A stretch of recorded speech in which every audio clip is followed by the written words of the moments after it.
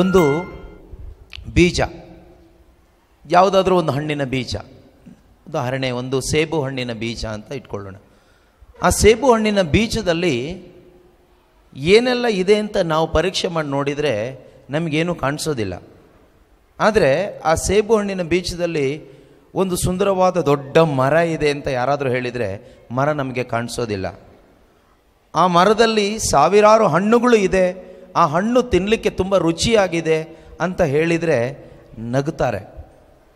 ಆದರೆ ಪ್ರೀತಿಯ ಸಹೋದರ ಸಹೋದರಿಯರೇ, ಅದೇ ಬೀಜವನ್ನು ಒಬ್ಬ ಬುದ್ಧಿವಂತ ತೆಗೆದುಕೊಂಡು ಹೋಗಿ ಬಿತ್ತನೆ ಮಾಡಿದರೆ ಏನಾಗುತ್ತೆ ಅಂದರೆ ಸುಂದರವಾದ ಒಂದು ಮರನೂ ಬರುತ್ತೆ, ಆ ಮರದಲ್ಲಿ ಸಾವಿರಾರು ಹಣ್ಣುಗಳು ಕೂಡ ಬರ್ತದೆ. ಅದೇ ರೀತಿಯಲ್ಲಿ ದೇವರು ಹೇಳ್ತಾರೆ, ನನ್ನ ವಾಕ್ಯ ಬೀಜಕ್ಕೆ ಸಮಾನ. ದೇವರ ವಾಕ್ಯ ಅಂತಕ್ಕಂಥದ್ದು ಒಂದು ಬೀಜ, ಆಧ್ಯಾತ್ಮಿಕವಾದ ಒಂದು ಬೀಜ. ನೀವು ಅಲ್ಲಿ ಗಮನಿಸಬೇಡಿ, ಇಲ್ಲಿ ಕೇಳಿಸ್ಕೊಳ್ಳಿ. ಈ ದೇವರ ವಾಕ್ಯ ಎಂಬ ಬೀಜವನ್ನು ಎಲ್ಲಿ ಬಿತ್ತನೆ ಮಾಡಬೇಕು ಅಂದರೆ ನಮ್ಮ ಹೃದಯದ ಒಳಗಡೆ ಬಿತ್ತನೆ ಮಾಡಬೇಕು. ದೇವರ ವಾಕ್ಯ ಬೈಬಲ್ ಒಳಗಡೆನೇ ಇದ್ದರೆ ಏನು ಪ್ರಯೋಜನ ಇಲ್ಲ. ದೇವರ ವಾಕ್ಯ ಮನೆಯಲ್ಲೇ ಇದ್ದರೆ ಏನು ಪ್ರಯೋಜನ ಇಲ್ಲ. ಚರ್ಚಲ್ಲಿದ್ದರೂ ಏನು ಪ್ರಯೋಜನ ಇಲ್ಲ. ದೇವರ ವಾಕ್ಯ ಎಲ್ಲಿದ್ದರೂ ಪ್ರಯೋಜನಕ್ಕೆ ಬರೋದಿಲ್ಲ. ಒಂದು ಬೀಜ ಅದು ಬ್ಯಾಗಲ್ಲಿದ್ದರೂ ಪ್ರಯೋಜನಕ್ಕೆ ಬರೋದಿಲ್ಲ, ರೈತನ ಕೈ ಒಳಗಡೆ ಇದ್ದರೂ ಪ್ರಯೋಜನಕ್ಕೆ ಬರೋದಿಲ್ಲ, ರೈತರ ಮನೆ ಒಳಗಡೆ ಇದ್ದರೂ ಪ್ರಯೋಜನಕ್ಕೆ ಬರೋದಿಲ್ಲ. ಅದು ನೆಲದಲ್ಲಿ ಬಿದ್ದರೆ ಮಾತ್ರವೇ ಅದು ಮರವಾಗುತ್ತೆ, ಅದರಲ್ಲಿ ಫಲ ಬರುತ್ತೆ. ಅದೇ ರೀತಿಯಲ್ಲಿ ನಮ್ಮ ಹತ್ರ ಒಂದಲ್ಲ ಎರಡಲ್ಲ 1000 ಬೈಬಲ್ಗಳಿದ್ದರೂ ಪ್ರಯೋಜನ ಇಲ್ಲ. ಅದು ಯಾವಾಗ ಪ್ರಯೋಜನಕ್ಕೆ ಬರುತ್ತೆ ಅಂದರೆ ಅದರಲ್ಲಿರ್ತಕ್ಕಂಥ ವಾಕ್ಯಗಳು ಯಾವಾಗ ನಮ್ಮ ಹೃದಯದ ಒಳಗಡೆ ನಾವು ಬಿತ್ತನೆ ಮಾಡ್ಕೊಳ್ತೀವೋ ಆಗ ಮಾತ್ರವೇ ಆ ವಾಕ್ಯದ ಮುಖಾಂತರವಾಗಿ ಗಿಡ ಬರುತ್ತೆ, ಆ ಗಿಡದಲ್ಲಿ ಫಲಗಳು ಬರ್ತದೆ. ದೇವರ ವಾಕ್ಯದಲ್ಲಿ ದೇವರ ಶಕ್ತಿ ಇದೆ, ದೇವರ ವಾಕ್ಯದಲ್ಲಿ ದೇವರ ಆಶೀರ್ವಾದ ಇದೆ, ದೇವರ ವಾಕ್ಯದಲ್ಲಿ ಎಲ್ಲ ಸ್ವರ್ಗೀಯವಾದ ಆಶೀರ್ವಾದಗಳು ಇದೆ. ಈ ಲೋಕದಲ್ಲಿ ಒಬ್ಬ ಪಾಪಿ ಮನುಷ್ಯನಿಗೆ ಬಹಳ ಸಂತೋಷವಾಗಿ ಜೀವಿಸಲಿಕ್ಕೆ, ಸಮಾಧಾನವಾಗಿ ಜೀವಿಸಲಿಕ್ಕೆ, ಆನಂದದಿಂದ ಜೀವಿಸಲಿಕ್ಕೆ, ನೆಮ್ಮದಿಯಿಂದ ಜೀವಿಸಲಿಕ್ಕೆ, ಜಯಶಾಲಿಯಾಗಿ ಜೀವಿಸಲಿಕ್ಕೆ, ದೇವರ ಇಷ್ಟದ ಪ್ರಕಾರ ಜೀವಿಸಲಿಕ್ಕೆ ಬೇಕಾಗಿರೋ ಎಲ್ಲದೂ ಕೂಡ ಈ ದೇವರ ವಾಕ್ಯದಲ್ಲಿ ರ್ಯಾಪಿಡ್ ಆಗಿದೆ, ಮುಚ್ಚಲ್ಪಟ್ಟಿದೆ. ಈ ವಾಕ್ಯ ಇವತ್ತು ಮನುಷ್ಯರ ಕಣ್ಣಿಗೆ ಪಿಶಾಚಿ ಮರೆ ಮಾಡಿದ್ದಾನೆ. ಯಾಕೆ ಅಂದರೆ ಪಿಶಾಚಿಗೆ ಗೊತ್ತು ಈ ವಾಕ್ಯದಲ್ಲಿ ಇಷ್ಟೆಲ್ಲ ಶಕ್ತಿ ಇದೆ ಅಂತ. ಇವತ್ತು ನಾವು ನಮ್ಮ ಜೀವನದಲ್ಲಿ ಏನಾದರೂ ಕಷ್ಟ ಆದಾಗ ಅದನ್ನು ಪರಿಹಾರ ಮಾಡಿಕೊಳ್ಳಲಿಕ್ಕೆ ಅನೇಕ ಕಡೆಗಳಿಗೆ ಹೋಗ್ತೀವಿ. ಅವ್ರ ಹತ್ರ ಹೋಗ್ತೀವಿ, ಇವ್ರ ಹತ್ರ ಹೋಗ್ತೀವಿ, ನಮಗೆ ಇಷ್ಟು ಪರಿಚಯ ಇರೋರ ಹತ್ರ ಎಲ್ಲ ಹೋಗ್ತೀವಿ, ಇವರಿಂದ ಇದಕ್ಕೆ ಪರಿಹಾರ ಸಿಗುತ್ತೆ, ಅವರಿಂದ ಪರಿಹಾರ ಸಿಗುತ್ತೆ ಅಂತ. ಪ್ರೀತಿಯ ಸಹೋದರ ಸಹೋದರಿಯರೇ, ನಮ್ಮ ಎಲ್ಲ ಸಮಸ್ಯೆಗಳಿಗೂ, ಕಷ್ಟಗಳಿಗೂ, ನೋವುಗಳಿಗೂ, ರೋಗಗಳಿಗೂ ಪರಿಹಾರ ಆಲ್ರೆಡಿ ದೇವರು ಕೊಟ್ಟಾಗಿದೆ. ದೇವರು ಕೊಡೋದಲ್ಲ, ಕೊಟ್ಟಾಗಿದೆ. ಅದು ಎಲ್ಲಿದೆ ಅಂದರೆ ದೇವರ ವಾಕ್ಯದಲ್ಲಿ ಅಡಕವಾಗಿದೆ. ನಾವು ಅದನ್ನು ಕಂಡು ಹಿಡ್ಕೊಂಡ್ರೆ ಖಂಡಿತವಾಗಲೂ ನಮ್ಮ ಜೀವನದಲ್ಲಿ ಅನುಭವಿಸ್ಲಿಕ್ಕಾಗ್ತದೆ. ಜ್ಞಾನೋಕ್ತಿಗಳ ಪುಸ್ತಕ 4ನೇ ಅಧ್ಯಾಯದಲ್ಲಿ 20, 21, 22ನೇ ವಾಕ್ಯದಲ್ಲಿ ನಾವು ನೋಡೋದಾದರೆ, ಜ್ಞಾನೋಕ್ತಿ ಪ್ರೊವರ್ಬ್ಸ್ ಚಾಪ್ಟರ್ 4 ವರ್ಸ್ 20, 21, 22 ಅಲ್ಲಿ ದೇವರ ವಾಕ್ಯ ಹೇಳ್ತದೆ, ಕಂಡು ಹಿಡಿಯಬಲ್ಲವನಿಗೆ ಅದು ಜೀವದಾಯಕ. ಯಾವುದು? ದೇವರ ವಾಕ್ಯ. ಯಾರಿಗೆ?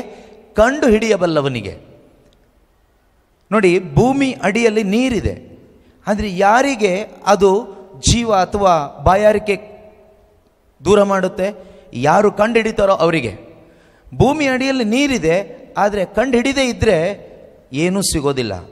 ನಾವು ಕಂಡು ಹಿಡಿದಾಗ ನಮಗೆ ಬಾಯಾರಿಕೆ ದೂರ ಹೋಗುತ್ತೆ.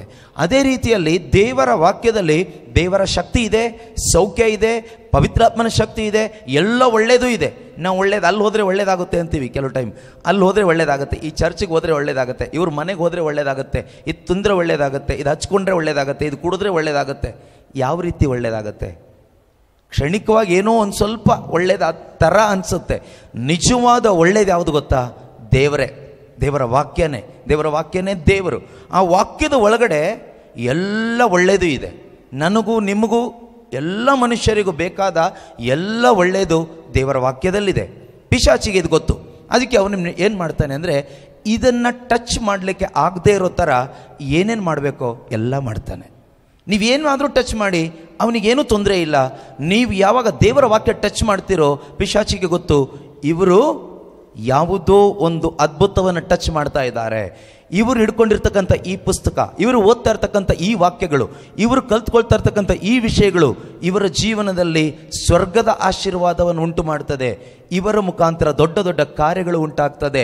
ಇವರು ಒಂದು ಸುಂದರವಾದ ಮರವಾಗಿ ರೂಪುಗೊಳ್ತಾರೆ. ಆ ಮರದಲ್ಲಿ ಅನೇಕ ಹಣ್ಣುಗಳು ಬರ್ತದೆ. ಇವರ ಮುಖಾಂತರ ಅನೇಕರು ದೇವರನ್ನ ಕಂಡುಕೊಳ್ತಾರೆ, ಸ್ವರ್ಗ ಸೇರ್ಕೊಬಿಡ್ತಾರೆ ಅಂತ ಪಿಶಾಚಿಗೆ ಗೊತ್ತು. ಅದರಿಂದ ಪಿಶಾಚಿ ಏನು ಮಾಡ್ತಾನೆ ಅಂದರೆ, ನಮ್ಮನ್ನು ಲೋಕದ ಕಡೆಗೆ ಲಕ್ಷ್ಯ ಇಡುವ ಹಾಗೆ, ಲೌಕಿಕವಾದ ಚಿಂತೆಗಳ ಕಡೆಗೆ ಗಮನಿಸುವ ಹಾಗೆ ನಮ್ಮ ಮನಸ್ಸನ್ನು, ನಮ್ಮ ಆಲೋಚನೆಯನ್ನು, ನಮ್ಮ ಶ್ರದ್ಧೆಯನ್ನು ಯಾವಾಗಲೂ ಲೋಕಕ್ಕೂ ಲೌಕಿಕವಾದವುಗಳ ಕಡೆಗೆ ಒಲವು ತೋರುವ ಹಾಗೆ ಮಾಡ್ತಾನೆ. ಇದು ಆಟೋಮೆಟಿಕ್ ಆಗಿ ಆಗೋದಲ್ಲ, ಹಿಂದ್ಗಡೆ ಒಂದು ಸ್ಪಿರಿಟ್ ವರ್ಕ್ ಮಾಡ್ತಾ ಇರುತ್ತೆ, ಈವಿಲ್ ಸ್ಪಿರಿಟ್. ಆದ್ದರಿಂದನೇ ನಾವು ಪ್ರಾಪಂಚಿಕ ವಿಷಯದಲ್ಲಿ ತುಂಬ ಬ್ಯುಸಿ. ನಮಗೆ ಟೈಮ್ ಇಲ್ಲ. ಯಾವುದಕ್ಕೆ ಟೈಮ್ ಇಲ್ಲ? ದೇವರಿಗೆ ಕೊಡಲಿಕ್ಕೆ ಟೈಮ್ ಇಲ್ಲ, ದೇವರ ವಾಕ್ಯ ಓದಲಿಕ್ಕೆ ಟೈಮ್ ಇಲ್ಲ, ದೇವರ ವಾಕ್ಯ ಕಲ್ತ್ಕೊಳ್ಳಿಕ್ಕೆ ಟೈಮ್ ಇಲ್ಲ, ಮನೆಯಲ್ಲಿರುವ ಮಕ್ಕಳಿಗೆ ದೇವರ ವಾಕ್ಯ ಕಲಿಸ್ಲಿಕ್ಕೆ ಟೈಮ್ ಇಲ್ಲ. ಪ್ರೀತಿಯ ಸಹೋದರ ಸಹೋದರಿಯರೇ, ನಮ್ಮ ಮನೆಯಲ್ಲಿರುವ ನಮ್ಮ ಮಕ್ಕಳಿಗೆ ಲೋಕದ ವಿಷಯ ಕಲಿಸೋದೇನು ಬೇಡ, ಅವರು ನ್ಯಾಚುರಲಿ ಕಲ್ತ್ಕೊಳ್ತಾರೆ. ಇನ್ನು ನಾವು ಕಲಿಸ್ತೀವಿ, ಶಾಲಾ ಕಾಲೇಜುಗಳಲ್ಲಿ ಟ್ಯೂಷನ್ಗಳಲ್ಲಿ ಎಲ್ಲ ಕಲಿಸ್ತೀವಿ. ಇದು ಏನು ಕಲಿಸಿದ್ರೂ ಒಂದು ಆತ್ಮನು ರಕ್ಷಿಸೋದಕ್ಕಾಗೋದಿಲ್ಲ. ಯಾವ ಮಕ್ಕಳ ಆತ್ಮನು ಸ್ವರ್ಗಕ್ಕೆ ಹೋಗೋದಿಲ್ಲ. ನಾವು ಟೀಚ್ ಮಾಡುವ ಯಾವ ವಿಷಯನೂ ಆ ಮಕ್ಕಳ ಕುಟುಂಬ ಜೀವನ, ನಾಳೆ ದಿವಸ ಮಕ್ಕಳು ಮದುವೆ ಆದಮೇಲೆ ಕುಟುಂಬ ಜೀವನ ಬಲಪಡಿಸಲಿಕ್ಕೆ ಅದು ಉಪಯೋಗಕ್ಕೆ ಬರೋದಿಲ್ಲ. ಇವತ್ತು ಎಷ್ಟೋ ಜನ ಎಜುಕೇಟೆಡ್ ಯೂತ್ಸ್, ಯುವತಿಯರು ಮದುವೆ ಆಗ್ತಾರೆ, ಸ್ವಲ್ಪ ದಿವಸಕ್ಕೆ ಡೈವರ್ಸ್. ಯಾಕೆ? ವಿದ್ಯಾಭ್ಯಾಸ ಇಲ್ವಾ? MBBS MD ಮಾಡಿಲ್ವಾ? MCom ಮಾಡಿಲ್ವಾ? ದೊಡ್ಡ ದೊಡ್ಡ ಡಿಗ್ರಿಗಳು ಮಾಡಿಲ್ವಾ? ಆಗಿದೆ. ಆದರೆ ಕುಟುಂಬ ಜೀವನ ನಡೆಸಲಿಕ್ಕೆ ಈ ಡಿಗ್ರಿಯಿಂದ ಆಗೋದಿಲ್ಲ. ಕುಟುಂಬ ಜೀವನ ನಡೆಸೋ ಡಿಗ್ರಿನೇ ದೇವರ ಜ್ಞಾನ ಅಂತಕ್ಕಂಥ ಡಿಗ್ರಿ. ದೇವರ ವಾಕ್ಯ ತುಂಬಿಸ್ಕೋಬೇಕು. ಮಕ್ಕಳಿಗೆ ನಾವು ಏನೆಲ್ಲ ಕೊಟ್ಟು ಮದುವೆ ಮಾಡ್ತೀವಿ ಇವತ್ತು, ಆದರೆ ಸ್ವಲ್ಪ ದಿವಸಕ್ಕೆ ಕುಟುಂಬ ಒಡಚೂರ್ಚೂರಾದಾಗ ಕಣ್ಣೀರು ಸುರಿಸ್ಕೊಂಡು ಅಲ್ಲಿ ಇಲ್ಲಿ ಅಲಿತೀವಿ. ಪ್ರೀತಿಯ ಸಹೋದರ ಸಹೋದರರೇ, ಯಾಕೆ ಆ ರೀತಿ ಆಗುತ್ತೆ ಅಂದರೆ, ಮಕ್ಕಳಿಗೆ ಕೊಡಬೇಕಾದದ್ದು ಕೊಡಲಿಲ್ಲ. ಕೊಡಬೇಕಾದದ್ದೇನು? ಕೊಡಬೇಕಾದಂತಹ ವಿಶ್ವಾಸ ಅಥವಾ ಪವಿತ್ರಾತ್ಮನ ಪರಿಚಯ, ದೇವರ ಪರಿಚಯ ಮಕ್ಕಳಿಗೆ ಮಾಡಿಕೊಡ್ಲಿಲ್ಲ. ನಾವು ಲೋಕದ್ದು ಲೌಕಿಕವಾದ ಪರಿಚಯ ತುಂಬ ಚೆನ್ನಾಗಿ ನಮ್ಮ ಮಕ್ಕಳಿಗೆ ಮಾಡಿಸ್ತಾನೇ ಇರ್ತೀವಿ, ಇನ್ನೂ ಹೆಚ್ಚಾಗಿ ಮಾಡಿಸ್ತೀವಿ. ಅದರಿಂದ ಲೋಕದಲ್ಲೊಂದು ಬೆಲೆ ಸಿಗಬಹುದು, ಅದು ಅಳಿದು ಹೋಗುವ ಬೆಲೆ, ಅದು ಪ್ರಯೋಜನ ಇಲ್ಲ. ಸತ್ತೋದಾಗ ಆ ಬೆಲೆ ಹೋಯ್ತು. ಆದರೆ ನಿಮ್ಮ ಮಕ್ಕಳಿಗೆ ದೇವರ ವಾಕ್ಯಗಳನ್ನ ಕಲಿಸ್ಕೊಡುವಾಗ ಅದರಿಂದ ಆ ಮಕ್ಕಳಿಗೆ ಸಿಗೋ ಬೆಲೆ ಇದೆಯಲ್ವಾ, ಅವರು ಈ ಲೋಕ ಬಿಟ್ಟು ಹೋದರೂ ಅವರ ಬೆಲೆ ಶಾಶ್ವತವಾಗಿರುತ್ತೆ. ಇವತ್ತು ನೋಡಿ, ಅವಿಲಾದ ಸಂತ ತೆರೇಸಮ್ಮನವರ ಹೆಸರಿನಲ್ಲಿ ಇಲ್ಲಿ ಒಂದು ಸ್ಕೂಲ್ ಇದೆ, ಅನೇಕ ಒಳ್ಳೆಯ ಕಾರ್ಯಗಳು ಇಲ್ಲಿ ನಡೀತಾ ಇದೆ. ಅವರು ಯಾವ ಜ್ಞಾನ ತುಂಬಿಕೊಂಡಿದ್ದಕ್ಕೆ ಇವತ್ತು ಅವರ ಹೆಸರಿನಲ್ಲಿ ಈ ಸ್ಕೂಲ್ ಇದೆ, ಅನೇಕರು ದೇವರನ್ನ ತಿಳ್ಕೊಳ್ಳಿಕ್ಕೆ ಸಾಧ್ಯವಾಗ್ತಾ ಇದೆ. ಅವರು ದೇವರ ಜ್ಞಾನ ತುಂಬಿಕೊಂಡು ಬದುಕಿದ್ದಕ್ಕೋಸ್ಕರ, ಲೋಕದ ಜ್ಞಾನ ತುಂಬಿಕೊಂಡು ಬದುಕಿದ್ದಕ್ಕೋಸ್ಕರ ಅಲ್ಲ, ದೇವರ ಜ್ಞಾನ ತುಂಬಿಕೊಂಡು ದೇವರ ಮಹಿಮೆಗೋಸ್ಕರ ಜೀವಿಸಬೇಕು ಅಂತ ತಮ್ಮ ಜೀವನವನ್ನು ಸಮರ್ಪಣೆ ಮಾಡಿಕೊಟ್ಟಿದ್ದಕ್ಕೋಸ್ಕರ ಇವತ್ತು ಕೂಡ ಅವರ ಹೆಸರನ್ನ ನಾವು ಸ್ಮರಿಸ್ತೀವಿ, ಗೌರವಿಸ್ತೀವಿ. ಪ್ರೀತಿಯ ಸಹೋದರ ಸಹೋದರಿಯರೇ, ನಮ್ಮ ಜೀವನದಲ್ಲೂ ಕೂಡ ನಮಗೂ ಒಂದು ಕರೆ ಇದೆ. ಏನು ಕರೆ? ಒಂದು ಸ್ಟೂಡೆಂಟ್ ಆಗಿ, ಮಗನಾಗಿ, ಮಗಳಾಗಿ, ತಂದೆಯಾಗಿ, ತಾಯಿಯಾಗಿ, ಗಂಡನಾಗಿ, ಹೆಂಡತಿಯಾಗಿ, ಫಾದರ್ ಆಗಿನೋ, ಸಿಸ್ಟರ್ ಆಗಿನೋ, ಬ್ರದರ್ ಆಗಿನೋ, ಯಾವುದೋ ಒಂದು ಪ್ರೊಫೆಷ್ನಲ್ಲಿನೋ ಅಥವಾ ಫ್ಯಾಮಿಲಿನಲ್ಲೋ ಯಾವುದೋ ಒಂದು ರೀತಿಯಲ್ಲಿ ನಮಗೆಲ್ರಿಗೂ ಕರೆ ಇದೆ. ಆದರೆ ಆ ಕರೆ ಒಳಗಡೆ ಇನ್ನೂ ಒಂದು ಕರೆ ಇದೆ, ಅದೇ ದೈವಿಕ ಕರೆ ಅಂತಕ್ಕಂಥದ್ದು ನಮ್ಮ ಒಳಗಡೆ ಇದೆ. ಮದರ್ ತೆರೇಸಾರ್ ಅವರು ಹೇಳ್ತಾರೆ, ಕಾಲ್ ವಿತಿನ್ ಎ ಕಾಲ್ ಅಂತ. ಕಾಲ್ ವಿತಿನ್ ಎ ಕಾಲ್. ಅವರು ಒಂದು ಕುಟುಂಬದಲ್ಲಿ ಒಂದು ಮಗಳಾಗಿ ಹುಟ್ಟಿದ್ರು, ಮಾತ್ರವಲ್ಲ ಸಮಾಜದಲ್ಲಿ ಒಂದು ಒಳ್ಳೆ ವ್ಯಕ್ತಿ ಆದರು, ಒಂದು ಕಮ್ಯುನಿಟಿಯಲ್ಲಿ ಒಂದು ಸಿಸ್ಟರ್ ಆಗಿ, ಟೀಚರ್ ಆಗಿ ಕೆಲಸ ಮಾಡ್ತಾಯಿದ್ರು. ಅದು ಅವರ ಕರೆ. ಆದರೆ ಅವರು ಒಂದು ಧ್ಯಾನಕ್ಕೋಸ್ಕರ ಹಿಮಾಲಯ ಕಡೆಗೆ ಟ್ರಾವೆಲ್ ಮಾಡ್ತಾ ಇರಬೇಕಾದ್ರೆ ಟ್ರೈನ್ನಲ್ಲಿ ದೇವರ ವಾಕ್ಯ ಅವರನ್ನು ಸ್ಪರ್ಶಿಸ್ತು. ದೇವರ ಪವಿತ್ರಾತ್ಮರು ಆ ಟ್ರೈನ್ನಲ್ಲಿ ಅವರನ್ನು ಅಭಿಷೇಕ ಮಾಡಿದರು. ದೇವರ ವಾಕ್ಯ ಅವರ ಹೃದಯವನ್ನು ಸ್ಪರ್ಶಿಸ್ತು, ದೇವರ ಆತ್ಮರು ಅವರನ್ನು ಅಭಿಷೇಕ ಮಾಡಿದರು. ಅಲ್ಲಿ ಅವರಿಗೆ ಗೊತ್ತಾಯಿತು ಅವರ ಕರೆ ಏನು ಅಂತ. ದೇವರು ಏನು ಹೇಳಿದರು ಅಂದರೆ, ದೇವರ ವಾಕ್ಯದ ಮುಖಾಂತರವಾಗಿ ದೇವರು ಅವರಿಗೆ ಹೇಳಿದರು, ನೀನು ಟೀಚಿಂಗನ್ನು ಇವತ್ತೇ ಸ್ಟಾಪ್ ಮಾಡಬೇಕು, ನೀನು ಒಂದು ಮಿಷನರಿ ಆಗಿ ಬಡವರ, ದೀನದಲಿತರ, ರೋಗಿಗಳ ಸೇವೆಗೆ ನೀನು ಇಳಿಬೇಕು. ಅದಕ್ಕಾಗಿಯೇ ನಾನು ನಿನ್ನನ್ನು ಆಯ್ಕೆ ಮಾಡ್ಕೊಂಡಿದ್ದೀನಿ ಅಂತ. That is call within a call. ಆ ಕರೆ ಎಲ್ರಿಗೂ ಇದೆ, ನಾವು ಕಂಡುಹಿಡಿಬೇಕು. ನಾವು ಕಂಡುಹಿಡಿಬೇಕು. We are so busy in the busy world. ಅದಕ್ಕೆ ನಮಗೆ ದೇವರ ಕರೆ ಅರ್ಥ ಆಗ್ತಾ ಇಲ್ಲ. ನಮ್ಮ ಕುಟುಂಬದಲ್ಲಿ ಒಂದು ಮಗುವಾಗಿ ಹುಟ್ಟಿ ಬೆಳೆದು ಆಮೇಲೆ ಮದುವೆಯಾಗಿ ಮಕ್ಕಳಾಗಿ ಮೊಮ್ಮಕ್ಕಳಾಗಿ ವಯಸ್ಸಾಗಿ ಅದರ ಮಧ್ಯದಲ್ಲಿ ಟೀಚರು ಅದೋ ಇದೋ ಏನೋ ಒಂದು ಆಗಿ ಸತ್ತೋಗೋದಲ್ಲ ನಮ್ಮ ನಿಜವಾದ ಕರೆ ಏನು ಗೊತ್ತಾ? ಯೇಸು ಕ್ರಿಸ್ತರನ್ನ ನನ್ನ ಜೀವಿತದ ಮುಖಾಂತರ ಲೋಕಕ್ಕೆ ತೋರಿಸ್ಕೊಡ್ಬೇಕು. I must show the image of Jesus Christ through my life.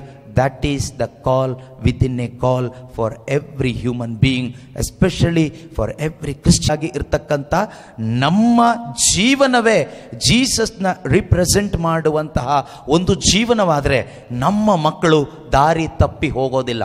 ಅದೇ ರೀತಿಯಲ್ಲಿ ಸ್ಕೂಲ್ನಲ್ಲೂ ಕೂಡ ಎಲ್ಲೇ ಆಗಿರಲಿ, ವಿ ಶುಡ್ ರಿಪ್ರೆಸೆಂಟ್ ಜೀಸಸ್. ನಾವು ದೇವರ ಪುತ್ರನ, ದೇವರ ಚಿತ್ರವನ್ನು ಲೋಕಕ್ಕೆ ತೋರಿಸಿಕೊಡುವಂಥ ವ್ಯಕ್ತಿಗಳು ನಾವಾಗಬೇಕು. ಆ ಒಂದು ಕರೆ ನಮಗೆಲ್ಲರಿಗೂ ದೇವರು ಕರೆದಿದ್ದಾರೆ. ಯೇಸು ಕ್ರಿಸ್ತರಲ್ಲಿ ವಿಶ್ವಾಸ ಇಟ್ಟ ಪ್ರತಿಯೊಬ್ಬರಿಗೂ ಇರ್ತಕ್ಕಂಥ ಒಂದು ದೊಡ್ಡ ಬ್ಲೆಸ್ಸಿಂಗ್ ಏನು ಗೊತ್ತಾ? ನಾವೆಲ್ಲರೂ ಕೂಡ ದೇವರ ಅನುರೂಪಿಗಳು. We are the image of Jesus. We are the image of God. We are recreated in the likeness and image and quality of God. ನಾವು ನೋಡ್ತೀವಿ ಯೋಹಾನನ ಶುಭ ಸಂದೇಶ 1ನೇ ಅಧ್ಯಾಯದಲ್ಲಿ 12ನೇ ವಚನದಲ್ಲಿ ಯೇಸು ಕ್ರಿಸ್ತರಲ್ಲಿ ಯಾರೆಲ್ಲ ವಿಶ್ವಾಸ ಇಟ್ಟಿದ್ದಾರೋ ಅವರೆಲ್ಲರಿಗೂ ದೇವರ ಮಕ್ಕಳಾಗುವ ಒಂದು ಹಕ್ಕನ್ನು ದೇವರು ಕೊಡ್ತಾರಂತೆ. ಯಾರು ಯೇಸು ಕ್ರಿಸ್ತರಲ್ಲಿ ವಿಶ್ವಾಸ ಇಟ್ಟಿದ್ದಾರೋ ಅವ್ರು ಯಾವುದೇ ಜಾತಿಯವರಾಗಿರಲಿ, ಇಲ್ಲಿ ಜಾತಿ ಇಲ್ಲ, ಆಯಿತಾ? Bible is not for A denomination, not for A religion. Bible ಇರೋದು ಒಂದು ಧಾರ್ಮಿಕ ಗುಂಪಿಗಾಗಲಿ ಒಂದು ಧರ್ಮಕ್ಕಾಗಲಿ ಇರ್ತಕ್ಕಂಥ ಪುಸ್ತಕ ಅಲ್ಲ. Because it is the word of god. ಅದು ದೇವರ ವಾಕ್ಯ. God is not for A religion, god is for all human being. ಎಲ್ಲ ಮನುಷ್ಯ ಕುಲಕ್ಕೆ ದೇವರಿದ್ದಾರೆ. ಅದೇ ರೀತಿಯಲ್ಲಿ ಬೈಬಲ್ ಕೂಡ ದೇವರ ವಾಕ್ಯ ಆಗಿದ್ದರಿಂದ ಅದು ಎಲ್ರಿಗೂ ಇದೆ. ಆ ಬೈಬಲ್ನಲ್ಲಿ ದೇವರ ವಾಕ್ಯದಲ್ಲಿ ಏನು ಬರೆದಿದೆ ಅಂದರೆ ಈ ರೀತಿಯಾಗಿ ಬರೆದಿದೆ, ಕೆಲವರಾದರೂ ಅವರನ್ನು ಬರಮಾಡಿಕೊಂಡರು, ಅಂದರೆ ಅವರಲ್ಲಿ ವಿಶ್ವಾಸವಿಟ್ಟರು, ಅಂಥವರಿಗೆ ದೇವರ ಮಕ್ಕಳಾಗುವ ಹಕ್ಕನ್ನು ಅವರು ಕೊಟ್ಟರು. ಯಾರು? ತಂದೆಯಾದ ದೇವರು ನಮಗೆ ದೇವರಿಗೆ ಮಕ್ಕಳಾಗುವ ಒಂದು ಹಕ್ಕನ್ನು, ಒಂದು ಅಥಾರಿಟಿ, ಒಂದು ಪವರ್ ದೇವರು ಕೊಟ್ಟರು. You have been given the power and authority to become the children of God on this earth. ಯಾವಾಗ ಆ ಪವರ್, ಆ ಅಥಾರಿಟಿ ನಮಗೆ ಸಿಕ್ತು ಗೊತ್ತಾ? The moment you believed in Jesus Christ. Yesu ಕ್ರಿಸ್ತರಲ್ಲಿ ನೀವು ಯಾವತ್ತು ಹೃದಯದಲ್ಲಿ ಮನಪೂರ್ತಿಯಾಗಿ ಪೂರ್ಣ ಮನಸ್ಸಿನಿಂದ ವಿಶ್ವಾಸ ಇಟ್ಟರೋ, Jesus Christ is the son of God. Yesu ಕ್ರಿಸ್ತರು ದೇವರ ಪುತ್ರನಾಗಿದ್ದಾರೆ, ಯೇಸು ಕ್ರಿಸ್ತರು ನನ್ನ ರಕ್ಷಕನಾಗಿದ್ದಾರೆ, ಅವರು ದೇವರಾಗಿದ್ದಾರೆ ಎಂದು ಯಾರು ಹೃದಯದಲ್ಲಿ ವಿಶ್ವಾಸ ಇಟ್ಟರೋ ಅವರೆಲ್ಲರಿಗೂ ಕೂಡ ದೇವರು ಕೊಟ್ಟಂಥ ದೊಡ್ಡ ಬ್ಲೆಸ್ಸಿಂಗ್ ಅಂದರೆ ದೇವರ ಮಕ್ಕಳಾಗುವ ಒಂದು ಅಥಾರಿಟಿ, ಒಂದು ಪವರ್ ಕೊಟ್ಟರು. ಅಂದರೆ ಇವತ್ತು ನಾವೆಲ್ಲರೂ ಯಾರು ಗೊತ್ತಾ? ಯೇಸುವಿನಲ್ಲಿ ವಿಶ್ವಾಸವಿಟ್ಟ ಪ್ರತಿಯೊಬ್ಬರು ಕೂಡ ಇವತ್ತು ನಾವು ದೇವರ ಮಕ್ಕಳು. ಆದರೆ ನಮಗೆ ಗೊತ್ತಿಲ್ಲ ನಾವು ಯಾರಾಗಿದ್ದೀವಿ ಅಂತ. ನಮಗೆ ಗೊತ್ತಿಲ್ಲ. We do not know the truth who we are. ನಾವು ನಿಜವಾಗಲೂ ಯಾರಾಗಿದ್ದೀವಿ ಅಂತ ಆ ಸತ್ಯ ನಮಗೆ ಗೊತ್ತಾದರೆ ನಾವು ಅದರಲ್ಲಿ ಬದುಕಲಿಕ್ಕಾಗ್ತದೆ. ಆಗ ಮಾತ್ರವೇ ನಮ್ಮ ಜೀವನದಲ್ಲಿ ನಿಜವಾದ ಸಂತೋಷ, ನಿಜವಾದ ಆನಂದ, ನಿಜವಾದ ನೆಮ್ಮದಿಯನ್ನು ನಮಗೆ ಅನುಭವಿಸ್ಲಿಕ್ಕಾಗ್ತದೆ. ನಾವು ಯಾರು ಅಂತ ನಮಗೆ ಗೊತ್ತಿಲ್ಲದೆ ನಾವು ಬದುಕಿಬಿಟ್ರೆ ಫೂಲ್ಸ್ ಆಗಿಬಿಡ್ತೀವಿ, ದಡ್ಡರಾಗ್ಬಿಡ್ತೀವಿ. ಪಿಶಾಚಿ ಕೆಲಸ ಏನು ಗೊತ್ತಾ? ನಾವು ಯಾರು ಅನ್ನೋದನ್ನು ನಾವು ತಿಳ್ಕೊಳ್ಳಿಕ್ಕಾಗದೇ ಇರೋ ಥರ ನಮ್ಮ ಮನಸ್ಸನ್ನು ಮಂಕು ಮಾಡೋದು. ಈಗ ನಾನು ರೋಗಿ, ನಾನು ಪಾಪಿ, ನಾನು ಯಾರಿಗೂ ಬೇಡವಾದವನು, ನಾನು ಯಾರಿಗೂ ಬೇಡವಾದವಳು, ನಾನು ಪ್ರಯೋಜನ ಇಲ್ಲ, ನಾನು ಯಾಕೆ, ನಾನು ಹಾಗೆ, ನಾನು ಹೀಗೆ, I am useless, I am nothing, I have no value, I have no respect, I am not healthy, I am not good. ಈ ರೀತಿಯೆಲ್ಲ ನೆಗೆಟಿವ್ ಆಗಿ ನಮ್ಮ ಬಗ್ಗೆ ಒಂದು ಇಮೇಜನ್ನು ನಾವು ಕ್ರಿಯೇಟ್ ಮಾಡ್ಕೊಳ್ತಾ ಇದ್ದೀವಿ. ಇವತ್ತು ಸೆಲ್ಫ್ ಇಮೇಜ್ ನಾವೇ ಕ್ರಿಯೇಟ್ ಮಾಡಿಕೊಂಡು ದೇವರು ನಮಗೆ ಕೊಟ್ಟಂಥ ರಿಯಲ್ ಇಮೇಜನ್ನು ಅನುಭವಿಸ್ಲಿಕ್ಕಾಗದೆ, ಪ್ರೆಸೆಂಟ್ ಮಾಡಲಿಕ್ಕಾಗದೆ ನಾವಿವತ್ತು ಹಾಳಾಗಿ ಹೋಗ್ತಾ ಇದ್ದೀವಿ. ನಾವು ಅಂದರೆ ಕ್ರೈಸ್ತರು ಅಥವಾ ಕ್ರೈಸ್ತ ವಿಶ್ವಾಸಿಗಳು. ನಿಜವಾಗಲೂ ನಮಗೆ ದೇವರು ಕೊಟ್ಟ ಇಮೇಜ್ ಏನು ಗೊತ್ತಾ? ಸನ್ ಆಫ್ ಗಾಡ್. ಯೇಸುವಿನ ಒಂದು ಚಿತ್ರ ನಮ್ಮ ಒಳಗಡೆ ಇದೆ. ಈ ಸೀಡು ಆಲ್ರೆಡಿ ಒಳಗಡೆ ಇದೆ, ಇದು ಹೊರಗಡೆ ಬರಬೇಕೀಗ. ಇದು ಹೊರಗಡೆ ಬರದೇ ಇದ್ದರೆ ಆ ಮರ ಬರೋದಿಲ್ಲ, ಹಣ್ಣು ಬರೋದಿಲ್ಲ, ನಮ್ಮ ಜೀವನ ಅಭಿವೃದ್ಧಿ ಆಗೋದಿಲ್ಲ. ಅದಾಗಬೇಕಾದ್ರೆ ಈ ಸತ್ಯ ನಮಗೆ ಕನ್ವಿಕ್ಟ್ ಆಗಬೇಕು, ನಾವು ಮೊದಲು ಸ್ವೀಕಾರ ಮಾಡಬೇಕು. ಬೈಬಲ್ನಲ್ಲಿ ನಾವು ನೋಡೋದಾದರೆ ಆದಿಕಾಂಡದಲ್ಲಿ 1ನೇ ಅಧ್ಯಾಯದಲ್ಲಿ 28ನೇ ವಚನದಲ್ಲಿ ಫಸ್ಟ್ ಬ್ಲೆಸ್ಸಿಂಗ್ ದೇವರು ಗಂಡು ಹೆಣ್ಣಿಗೆ ಆದಮ್ ಮತ್ತು ಎವಳಿಗೆ ಮಾಡ್ತಾರೆ. What was the first blessing in the Bible? After creating human being, God blessed them and said what he said after blessing them. What was the first blessing word to humankind? ನೀವು ಅಭಿವೃದ್ಧಿಯಾಗಿ ಅನೇಕ ಮಕ್ಕಳನ್ನ ಪಡೆದುಕೊಳ್ಳಿ ಅಂತ ಅಲ್ವಾ? So ಇಂಗ್ಲಿಷ್ನಲ್ಲಿ ಈ ರೀತಿ ಇದೆ, ತುಂಬ ಚೆನ್ನಾಗಿದೆ. Be fruitful and multiply. Be fruitful and multiply. ದೇವರಲ್ಲಿ ಹೇಳ್ತಾ ಇರೋದು first you be fruitful, then you multiply in numbers with the same fruit. Be fruitful and multiply. Now only multiplication is going on everywhere, but no fruit. Multiplication is going on. ಅಭಿವೃದ್ಧಿ ಆಗ್ತಾ ಇದೆ ಎಲ್ಲಿ? ಎಲ್ಲ ಕಡೆಗಳಲ್ಲೂ. ಗಂಡ ಹೆಂಡತಿ ಮದುವೆ ಆಗಿ ಮಕ್ಕಳು ಅಲ್ಲೂ ಆಗ್ತಾರೆ, ಬಿಸ್ನೆಸ್ಸಲ್ಲೂ ಮಲ್ಟಿಪ್ಲಿಕೇಶನ್, ಜಾಸ್ತಿ ಜನ ಆಗ್ತಾ ಇದ್ದಾರೆ, ಕಾನ್ವೆಂಟ್ಗಳಲ್ಲಿ ಆಗ್ತಾ ಇದ್ದಾರೆ, ಸೆಮಿನಾರಿಗಳಲ್ಲಿ ಮಲ್ಟಿಪ್ಲಿಕೇಶನ್ ಆಗ್ತಾ ಇದೆ, ಸ್ಕೂಲ್ಗಳಲ್ಲಿ ಮಲ್ಟಿಪ್ಲಿಕೇಶನ್ ಆಗ್ತಾ ಇದೆ, ರಿಟ್ರೀಟ್ ಸೆಂಟರ್ಗಳಲ್ಲಿ ಮಲ್ಟಿಪ್ಲಿಕೇಶನ್ ಆಗ್ತಾ ಇದೆ. Everywhere multiplication is going on, but fruitless multiplication. The first blessing, the first word of blessing for mankind is be fruitful and multiply. ನೀವು ಫಲಭರಿತರಾಗಿರಿ, ಹೆಚ್ಚಾಗ್ರಿ. ನಾವು ಮೊದಲು ಫಲಭರಿತರಾಗಬೇಕು, ಆಮೇಲೆ ಹೆಚ್ಚಾಗಬೇಕು. ಅದು ದೇವರ ಒಂದು ಆಸೆ. ಅದಕ್ಕೋಸ್ಕರನೇ ನಾವು ಫಲಭರಿತರಾಗಲಿಕ್ಕೇನೆ ದೇವರು ಪರಿಶುದ್ಧಾತ್ಮರನ್ನ ಕಳಿಸ್ಕೊಟ್ಟಿದ್ದಾರೆ. ಹಿ ಸೆಂಟ್ ಅಸ್ ಹೋಲಿ ಸ್ಪಿರಿಟ್, ನಮಗೋಸ್ಕರ ಕಳಿಸ್ಕೊಟ್ಟಿದ್ದಾರೆ. ನಾವೇನು ಮಾಡಬೇಕು ಅಂದರೆ ಈ ಪವಿತ್ರ ಆತ್ಮ ಅವರನ್ನು ಸ್ವೀಕಾರ ಮಾಡಬೇಕು. ಪವಿತ್ರ ಆತ್ಮರನ್ನು ಸ್ವೀಕಾರ ಮಾಡಿದಾಗ ಪವಿತ್ರಾತ್ಮನ ಫಲಗಳು, ವರಗಳು, ದಾನಗಳು ಎಲ್ಲ ನಮ್ಮ ಒಳಗಡೆ ಬರುತ್ತೆ. ಆಗ ನಮ್ಮ ಜೀವನ ಫಲ ಬರಲಿಕ್ಕೆ ಶುರು ಆಗುತ್ತೆ, ಪ್ರಾರಂಭ ಆಗುತ್ತೆ. ಫಸ್ಟ್ ಸೀಡ್ ಪ್ಲ್ಯಾಂಟ್ ಆಗಬೇಕು. ಅದಾಗದೇ ಇದ್ದರೆ ಏನೂ ಕೂಡ ಆಗೋದಿಲ್ಲ. ಪ್ರೀತಿಯ ಸಹೋದರ ಸಹೋದರಿಯರೇ, ನಮ್ಮ ಜೀವನದ ಮುಖಾಂತರವಾಗಿ ಒಂದು ಫಲ ಬರದೇ ಇದ್ದರೆ ಯೂಸ್ಲೆಸ್ ಟ್ರೀ ಅಂತ ಕರಿಬೋದು. ಯೇಸು ಕ್ರಿಸ್ತರು ಕೂಡ ಒಂದು ಸಾಮರ್ಥ್ಯದಲ್ಲಿ ಹೇಳ್ತಾರೆ, ಒಂದು ಮರ ದ್ರಾಕ್ಷಾ ತೋಟದಲ್ಲಿ ಒಂದು ಅಂಜೂರದ ಮರವನ್ನು ನೆಡ್ತಾರೆ. ಇವತ್ತು ಹಣ್ಣು ಬರುತ್ತೆ, ನಾಳೆ ಹಣ್ಣು ಬರುತ್ತೆ ಅಂತ ಕಾಯ್ತಾ ಇರ್ತಾನೆ ಯಜಮಾನ. ಸುಮಾರು ವರ್ಷ ಆದಮೇಲೆ ಒಂದು ಹಣ್ಣು ಬಿಟ್ಟಿರೋದಿಲ್ಲ. ಅದಕ್ಕೆ ತೋಟಗಾರರಿಗೆ ಹೇಳ್ತಾನೆ, ಈ ಮರ ಸುಮಾರು ವರ್ಷದಿಂದ ಫ್ರೂಟ್ಲೆಸ್ ಆಗಿದೆ, ಫಲ ಇಲ್ಲದೆ ಸುಮ್ಮನೆ ಇಲ್ಲಿರೋ ಗೊಬ್ಬರ, ನೀರು, ಗಾಳಿ, ಬೆಳಕು ಎಲ್ಲ ತಿಂದು ತಿಂದು ತಿಂದು ತಿಂದು ಸುಮ್ಮನೆ ಇಷ್ಟು ದೊಡ್ಡ ದೇಹ ಮಾತ್ರ ಬೆಳೆಸ್ಕೊಂಡಿದೆ. ಆದ್ದರಿಂದ ಇದನ್ನು ಕಡಿದು ಬಿಸಾಡಿಬಿಡು ಅಂತ. ಆಗ ಆ ಕೆಲಸಗಾರರು ಹೇಳ್ತಾರೆ, ಬೇಡ, ಇದೊಂದು ವರ್ಷ ಬಿಟ್ಬಿಡಿ, ಇನ್ನೂ ಸ್ವಲ್ಪ ವರ್ಕೌಟ್ ಮಾಡ್ತೀನಿ, ನೆಕ್ಸ್ಟ್ ಇಯರ್ ಫಲ ಬಿಡದೇ ಇದ್ದರೆ ಆಮೇಲೆ ಕಡ್ದು ಹಾಕಿ ಅಂತ. ದೇವರು ಆ ಮರ, ಫಲ ಎಲ್ಲ ಉದ್ದೇಶಿಸಿರೋದು ಅದನ್ನಲ್ಲ, ನನ್ನನ್ನು ನಿಮ್ಮನ್ನು. ಪ್ರತಿದಿನ ದೇವರು ನೋಡ್ತಾ ಇದ್ದಾರೆ ನಮ್ಮನ್ನು. Every day God is looking at your life, my life. Is there any fruit? Is there any fruit in the family? Is there any fruit in the school? Is there any fruit here, there, wherever we are? ನಾವಿರೋ ಜಾಗದಲ್ಲಿ, ನಮ್ಮ ಜೀವನದಲ್ಲಿ ಈ ಫಲ ಕಾಣ್ತಾ ಇದೆಯಾ? ಯಾವ ಫಲ? ಆತ್ಮನ ಫಲ.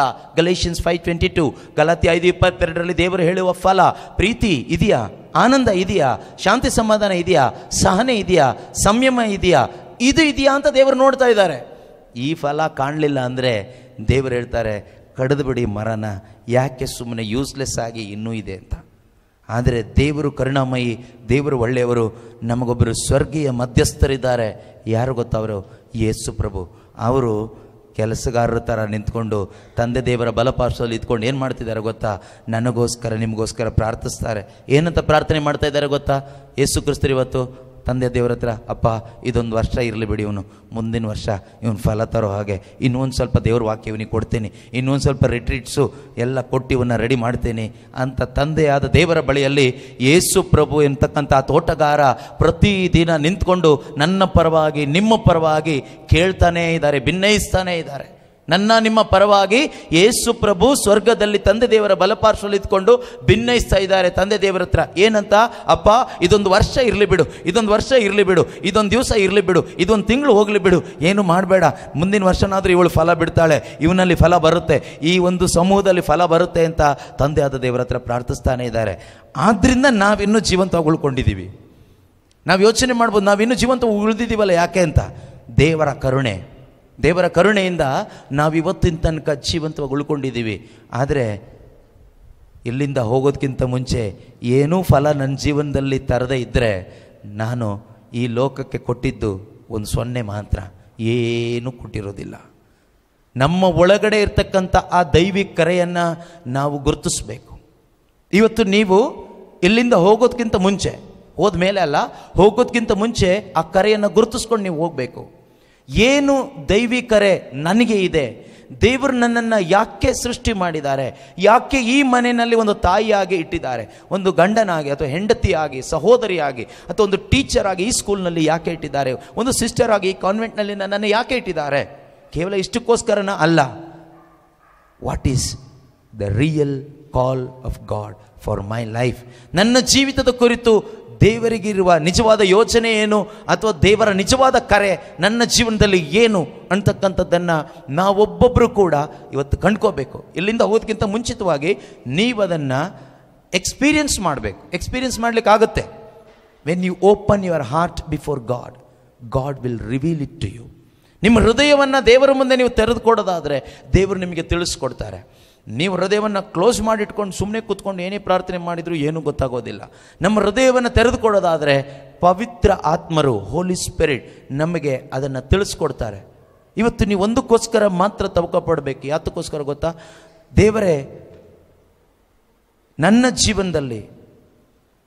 ಜೀವನದಲ್ಲಿ ನಾನು ನಿಮ್ಮ ಚಿತ್ತ ನೆರವೇರಿಸಬೇಕು. ಅದಕ್ಕಾಗಿ ನನಗಿರುವ ಕರೆ ಏನು? What is my calling? Reveal my calling God. Holy Spirit, help me to understand my calling in this world. ಈ ಲೋಕದಲ್ಲಿ ನನ್ನಷ್ಟಕ್ಕೆ ನಾನೇ ಸೃಷ್ಟಿ ಆಗಲಿಲ್ಲ. ನಾನು ಇಷ್ಟಪಟ್ಟು ಈ ಭೂಮಿಯಲ್ಲಿ ಹುಟ್ಟಿ ಬರಲಿಲ್ಲ, ಈ ಕುಟುಂಬದಲ್ಲಿ ಹುಟ್ಟಿ ಬರಲಿಲ್ಲ. ಎಲ್ಲದಕ್ಕೊಂದು ಕಾರಣ ಇದೆ. ಆದುದರಿಂದ ದೇವರೇ, ಎಲ್ಲದಕ್ಕೂ ಕಾರಣಕರ್ತರಾದ ನಿಮ್ಮಲ್ಲಿ ನಾನು ಕೇಳ್ತಾ ಇದ್ದೇನೆ, ಈ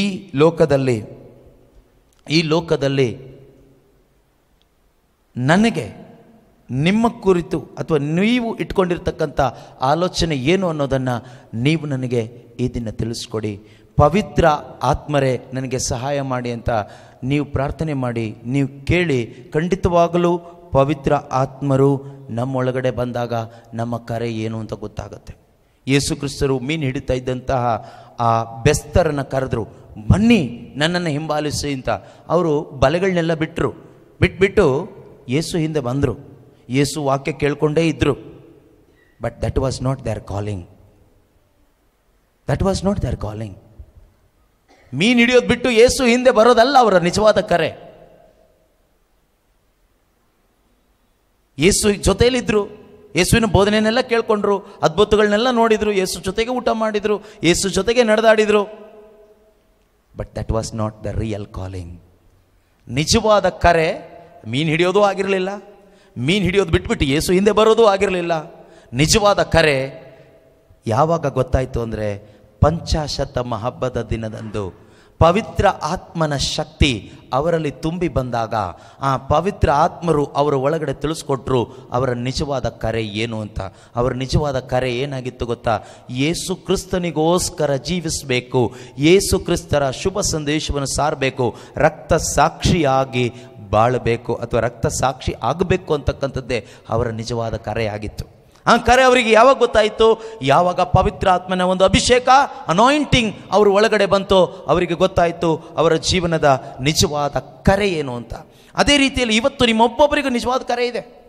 ಚಿಕ್ಕವರು ಇರ್ಬೋದು, ದೊಡ್ಡವರು ಇರ್ಬೋದು, ವಯಸ್ಸಾದವರು ಇರ್ಬೋದು, ಪ್ರತಿಯೊಬ್ಬರಿಗೂ ಇರ್ಬೋದು. ಮೋಶೆಗೆ ನಿಜವಾದ ದೈವಿ ಕರೆ ಗೊತ್ತಾಗಿದ್ದು ಯಾವಾಗ? 80ನೇ ವಯಸ್ಸಿಗೆ. ದಾವೀದನಿಗೆ ಗೊತ್ತಾಗಿದ್ದು ಯಾವಾಗ? ಚಿಕ್ಕ ಬಾಲಕನಾಗಿದ್ದಾಗ 15 ವರ್ಷಕ್ಕೆ. ಅದೇ ರೀತಿಯಲ್ಲಿ ಪ್ರೀತಿಯ ಸಹೋದರ ಸಹೋದರಿಯರೇ, ನಮ್ಮೊಬ್ಬೊಬ್ಬರಲ್ಲಿಯೂ ಕೂಡ ಈ ಒಂದು ದೈವಿ ಕರೆ ಅಂತಕ್ಕಂಥದ್ದು ಇದೆ. ನೀವು ಕಂಡಿಡ್ಕೋಬೇಕು. ಇವತ್ತು ಇಲ್ಲಿ ಈ ಒಂದು ಧ್ಯಾನವನ್ನು ದೇವರು ನಮಗೋಸ್ಕರ ಆಯೋಜಿಸಿದ್ದಾರೆ. ನಮ್ಮ ಜೊತೆಯಲ್ಲಿ ಏನೋ ಮಾತಾಡಲಿಕ್ಕೆ, ನಮ್ಮನ್ನು ವಿಶೇಷವಾದ ರೀತಿಯಲ್ಲಿ ಕರೀಲಿಕ್ಕೋಸ್ಕರ ದೇವರು ಆಯೋಜಿಸಿದ್ದಾರೆ. ಆದ್ದರಿಂದ ನೀವೆಲ್ಲರೂ ಕೂಡ ಮಿಸ್ ಮಾಡ್ಕೋಬಾರ್ದು. ನೀವಿಷ್ಟೇ ಕೇಳ್ಕೊಳ್ಳಿ, ಅಂದು ಪ್ರೇಷಿತರ ಮೇಲೆ ಕಳುಹಿಸಿದ ಅದೇ ಪವಿತ್ರಾತ್ಮ ಶಕ್ತಿಯನ್ನು ಯೇಸುವೆ ಈ ದಿನ ನನ್ನ ಮೇಲೂ ನೀವು ಕಳಿಸ್ಬೇಕು. ಪವಿತ್ರಾತ್ಮರಿರೋದೇ ನಿಜ, ನಿಜ ಆದರೆ ನನಗೆ ಪವಿತ್ರಾತ್ಮನ ಅಭಿಷೇಕ ಬೇಕು. ನೀವು ಕೇಳೋದಾದರೆ ನಿಮಗೆ ಸಿಗುತ್ತೆ. ಕೇಳೋದಂದರೆ ಬಾಯಲ್ಲಿ ಅಲ್ಲ, ಹೃದಯದಿಂದ. ಮಕ್ಕಳು ಏನಾದರೂ ಬೇಕಾದರೆ ಹಠ ಮಾಡ್ತೀವಿ ತಂದೆ ತಾಯಿ ಹತ್ರ ಅಲ್ವಾ? ಹಠ ಮಾಡಿದಾಗ ತಂದೆ ತಾಯಿ ಕೊಡ್ತಾರೆ. ಯೇಸು ಹೇಳ್ತಾರೆ, ಕೆಟ್ಟವರಾದ ನೀವೇ ನಿಮ್ಮ ಮಕ್ಕಳಿಗೆ ಒಳ್ಳೆಯದನ್ನು ಕೊಡಬಲ್ಲಿರಾದರೆ ಅದಕ್ಕಿಂತಲೂ ಎಷ್ಟು ಹೆಚ್ಚಾಗಿ ಸ್ವರ್ಗದಲ್ಲಿರುವ ನಿಮ್ಮ ತಂದೆ ತಮ್ಮನ್ನು ಕೇಳಿಕೊಳ್ಳುವವರಿಗೆ ಪವಿತ್ರಾತ್ಮ ಅವರನ್ನೇ ಕೊಡುವರು. ಯಾವಾಗ ಪವಿತ್ರಾತ್ಮನ ಅಭಿಷೇಕ ನಿಮ್ಮ ಒಳಗಡೆ ಬರುತ್ತೋ ಪ್ರೀತಿಯ ಸಹೋದರ ಸಹೋದರಿಯರೇ, ನಿಮ್ಮ ಒಳಗಡೆ ದೈವಿಕ ಕರೆ ಏನು ಅಂತ ನಿಮಗೆ ಅರಿವಾಗ್ತದೆ. ಆ ಕರೆಗೆ ತಕ್ಕ ಹಾಗೆ ನೀವು ಜೀವಿಸುವಾಗ ಮಾತ್ರವೇ ನಿಮ್ಮ ಜೀವನದಲ್ಲಿ ನಿಜವಾದ ಸ್ಯಾಟಿಸ್ಫ್ಯಾಕ್ಷನ್ ಇರುತ್ತೆ. ಅಲ್ಲಿವರೆಗೂ ನಿಮ್ಮಲ್ಲಿ ಸ್ಯಾಟಿಸ್ಫ್ಯಾಕ್ಷನ್ ಅನ್ನೋದು ಇರೋದಿಲ್ಲ. ಸ್ಯಾಟಿಸ್ಫ್ಯಾಕ್ಷನ್ ಇರೋದಿಲ್ಲ. ಬರೀ ಚಾಡಿ ಹೇಳೋದು, ಕಂಪ್ಲೇಂಟ್ ಹೇಳೋದು, ಗೊಣಗುಟ್ಟೋದು, ಬೈಕೊಳ್ಳೋದು, ಕೊರಗೋದು, ಅಳೋದು, ಬೇಜಾರು ಮಾಡ್ಕೊಳ್ಳೋದು, ಕೋಪ ಮಾಡ್ಕೊಳ್ಳೋದು, ಇದರಲ್ಲೇ ಕಾಲ ಕಳೆದು ಸತ್ತೋಗ್ತೀವಿ. ಬಿಟ್ಟರೆ ನಮ್ಮ ಜೀವನದಲ್ಲಿ ಆನಂದ, ನೆಮ್ಮದಿ, ಸಂತೃಪ್ತಿಯನ್ನು ಅನುಭವಿಸಿ ದೇವರಿಗೆ ಸ್ತೋತ್ರ ಹೇಳ್ತಾ ಬದುಕಲಿಕ್ಕೆ ಆಗೋದಿಲ್ಲ. ಹಾಗಾಗುತ್ತೆ. ಆಗಬೇಕಾದ್ರೆ ನಮ್ಮ ಕರೆ, ಆ ದೈವಿ ಕರೆ ಏನು? What is my call? Within that call. ಈಗ ಕರೆ ಇದೆ, ಆ ಕರೆ ಒಳಗಡೆ ಇರ್ತಕ್ಕಂಥ ಕರೆ ಏನು ಅದನ್ನು ಯಾವಾಗ ನಾವು ಕಂಡುಕೊಳ್ತೀವೋ ಆಗ ಮಾತ್ರವೇ real happiness, real joy, real peace, real contentment ನಮ್ಮ ಹೃದಯದ ಒಳಗಡೆ ಇರುತ್ತೆ. ಅದಿಲ್ಲದೆ ಇದ್ದರೆ ನಾವು ಅಲೆಮಾರಿಗಳ ಥರ ಅಲ್ಕೊಂಡು ತಿರುಕೊಂಡು ಬದುಕಿ ಕೋರ್ಸ್ ಕಂಪ್ಲೀಟೆಡ್ ಸತ್ತೋಗ್ತೀವಿ. ಪೆಟ್ಟಿಗೆ ಹಾಕ್ತಾರೆ, ಮುಚ್ಚಿ ಮಣ್ಣು ಹಾಕ್ತಾರೆ, ಮೇಲೆ ಒಂದು ಗೋರಿ ಬೇಕಾದರೂ ಕಟ್ತಾರೆ. ಏನೂ ಪ್ರಯೋಜನ ಇಲ್ಲ ಆ ಜೀವನ. ಆದ್ದರಿಂದ ಪ್ರೀತಿಯ ಸಹೋದರ ಸಹೋದರಿ, ಇವತ್ತು ನೀವು ಇಲ್ಲಿಂದ ಮನೆಗೆ ಹೋಗೋದಕ್ಕಿಂತ ಮುಂಚೆ ಇಷ್ಟು ಮಾತ್ರ ಕೇಳಿ ದೇವರ ಹತ್ರ. ಖಂಡಿತ ದೇವರು ಮಾಡ್ತಾರೆ. ಅವರು ಜೀವಂತವಾಗಿದ್ದಾರೆ, ಅವರು ಮಾಡ್ತಾರೆ. ಅವರು ನೀವು ಎಷ್ಟು ಇಷ್ಟಪಡ್ತೀರೋ ಅದಕ್ಕಿಂತ ಹೆಚ್ಚಾಗಿ ಅವರು ಇಷ್ಟಪಡ್ತಾ ಇದ್ದಾರೆ.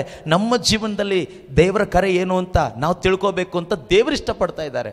ನಿಮಗಿಷ್ಟ ಇದೆಯಲ್ಲೋ ಗೊತ್ತಿಲ್ಲ, ನಿಮಗೇನೇನೋ ಇಷ್ಟಗಳಿದೆ ಬಿಡಿ ಅಲ್ವಾ? ದೊಡ್ಡ ದೊಡ್ಡ ಲಿಸ್ಟ್. ನಾವು ಸಾಧಾರಣವಾಗಿ ರಿಟ್ರೀಟ್ ಸೆಂಟ್ರಲ್ಲಿ ಧ್ಯಾನಕ್ಕೆ ಜನ ಬರ್ತಾರೆ, ದೊಡ್ಡ ಲಿಸ್ಟ್ ತೊಗೊಂಡು ಬರ್ತಾರೆ. ಪ್ರೇಯರ್ ರಿಕ್ವೆಸ್ಟ್ಗಳು, ಇಂಟೆನ್ಷನ್ಸ್ ಅವ್ರದ್ದು ಇರುತ್ತೆ, ಅದು ನಮ್ಮದು. ಆದರೆ ಅದೆಲ್ಲ ಅಳಿದು ಹೋಗುವಂಥ ಲಿಸ್ಟ್ಗಳು, ನಶಿಸಿ ಹೋಗುವಂಥ ಲಿಸ್ಟು. ಆದರೆ ದೇವರಿಗೆ ಆಸೆ ಇದೆ, ನನ್ನ ಮಗನಿಗೆ, ನನ್ನ ಮಗಳಿಗೆ ಅವನ ಕರೆ ಏನು, ಅವಳ ಕರೆ ಏನು ಅಂತ ನಾನು ರಿವೀಲ್ ಮಾಡಿಕೊಡಬೇಕು ಅಂತ ದೇವರು ಬಯಸ್ತಾ ಇದ್ದಾರೆ. ನೀವಿವತ್ತು ಇಷ್ಟಪಡೋದಾದರೆ, ಮನಸ್ಸು ಮಾಡೋದಾದರೆ, ನಂಬೋದಾದರೆ, ಕೇಳೋದಾದರೆ, ತಟ್ಟೋದಾದರೆ, ಹುಡುಕೋದಾದರೆ ಪವಿತ್ರಾತ್ಮನ ಆ ಶಕ್ತಿಯಿಂದ ನಿಮ್ಮನ್ನು ತುಂಬಿಸಿ ಕಳಿಸ್ತಾರೆ. ಆಮೇಲೆ ನಿಮಗೆ ಗೊತ್ತಾಗ್ತದೆ ಯಾವ ಡೈರೆಕ್ಷನಲ್ಲಿ ಹೋಗಬೇಕು, ಏನು ಮಾಡಬೇಕು, ಏನು ಡಿಸಿಷನ್ ಮಾಡಬೇಕು. ಪ್ರತಿಯೊಂದು ನಿಮಗೆ ಅರ್ಥ ಆಗೋದು ಆತ್ಮನ ಅಭಿಷೇಕ ಬಂದಾಗಲೇ. ನಾನು ಹೇಳಿದಾಗ ಅರ್ಥ ಆಗೋದಿಲ್ಲ, ಇನ್ನೊಬ್ಬರು ಹೇಳಿದಾಗ ಅರ್ಥ ಆಗೋದಿಲ್ಲ, ಅಲ್ಲಿ ಇಲ್ಲಿ ಹೋದರೂ ಅರ್ಥ ಆಗೋದಿಲ್ಲ. When Holy Spirit comes upon you, ಪವಿತ್ರಾತ್ಮರು ನಿಮ್ಮ ಮೇಲೆ ಬಂದಾಗ ನಿಮ್ಮ ನಿಜವಾದ ಕರೆ ಅವರು ತಿಳಿಸ್ಕೊಡ್ತಾರೆ, ರಿವೀಲ್ ಮಾಡಿಕೊಡ್ತಾರೆ.